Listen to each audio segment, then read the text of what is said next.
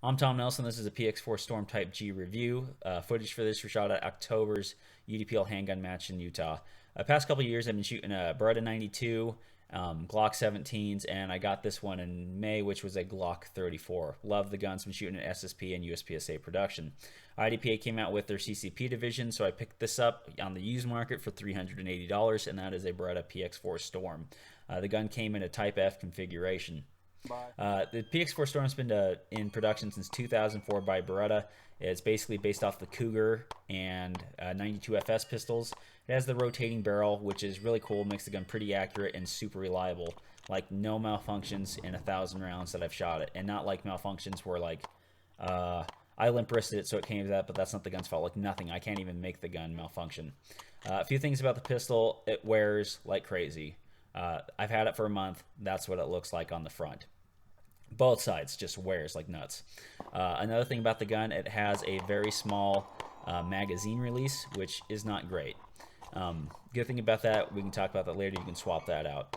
It also has a gigantic slide stop, so you can swap that out later if you want. So not a big deal. Ergonomically, the gun is great. The gun does have a little bit of short sight radius, but one of the cool things about the gun wearing is that since it's a rotating barrel design, you get a really cool spiral wear on the barrel. Look at that. You can't even buy that anywhere. I don't even think anyone can do that at a gunsmith, so that's kind of a cool thing. The gun is, for a full-size gun, it has a pretty good sight radius for what it is, something more along the lines of like a Glock 19 sight radius, so that's pretty good. 4-inch barrel on the Glock, so that works out. It does have pretty good ergonomics. There's no like finger grooves in it. It's just you change the back strap. It's a very narrow gun. You put the small back strap on, it can fit anybody's hands. And it has a double action trigger, so take that as a knock or not. I like double actions. It comes up pretty good. Comparing it with the Glock 34 sight radius, though, if you're thinking about shooting this and the ease of shooting it, it is a big difference, like a third of the gun in sight radius. Yep. The gun does have... There are some good options out there. Talking about some of the good things about the gun. The gun shoots where it's super reliable, super accurate, like 2 inches or less at 25 yards from my reloads. I've shot through it in some gold 115 plus P plus hollow points. And so a few of the upgrades, so sights. The best pair of sights out there are the Trijicon HD night sights. There's no fiber optic for the gun. There is an LPA adjustable rear, but those HD night sights are really good, and if you watch the video, you'll actually see them from the camera. Super easy to pick up. It's like an XS dot sight for close-up stuff, but it's also rear notch post, front post and rear notch, and so it's very easy to get a precision shot when you need it. Super quick. Another thing about the gun is, like I talked about, the magazine release and the slide stop. You can actually get a stealth pack, which has a stealth decocking levers and the stealth slide stop. And you can also get the magazine releases pack, which has 3 different magazine releases, which is pretty awesome. The way I like to run the gun is the stealth slide stop, because it makes it more like a 92 and not this gigantic slide stop, and I like running the extended magazine release. The cool thing about this thing is that they actually work pretty well together because they are the same height on the gun. So in this picture here, you can see they're not taller than each other. It just works out. Notice the slide stop, how it is very small. It doesn't cut into your hands.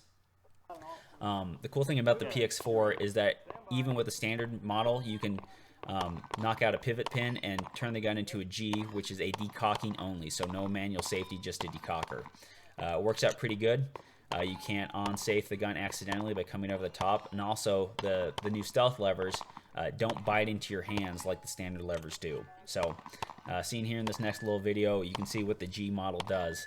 The stealth levers are a little bit harder to decock, but you decock, the hammer drops safely, and it pops right back onto safe. And it makes the gun so much slimmer. It's easier for carry, and it's easier to manipulate the slide. It basically feels like a Glock when you're running it overhand. The gun is great. It's really accurate. Even here on some of these really far shots, it's hitting. One thing about the Trijicon HD sights, if you're looking at the orb in the middle, which is great for shooting stuff up close, it can kind of make you think that you're on target when you're actually a little bit higher or misaligned.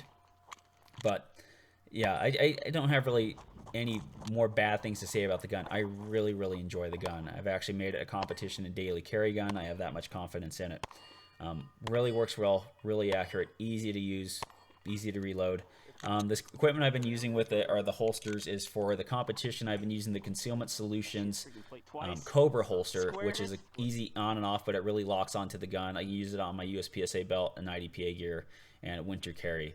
For the inside the waistband, I've been using an appendix carry, which is their ASPS 3.0 holster, which has been also good. So check them out at concealmentsolutions.com. Also, like and subscribe to this thing. Check us out at the PARAcast. It's a weekly podcast. And thanks for watching.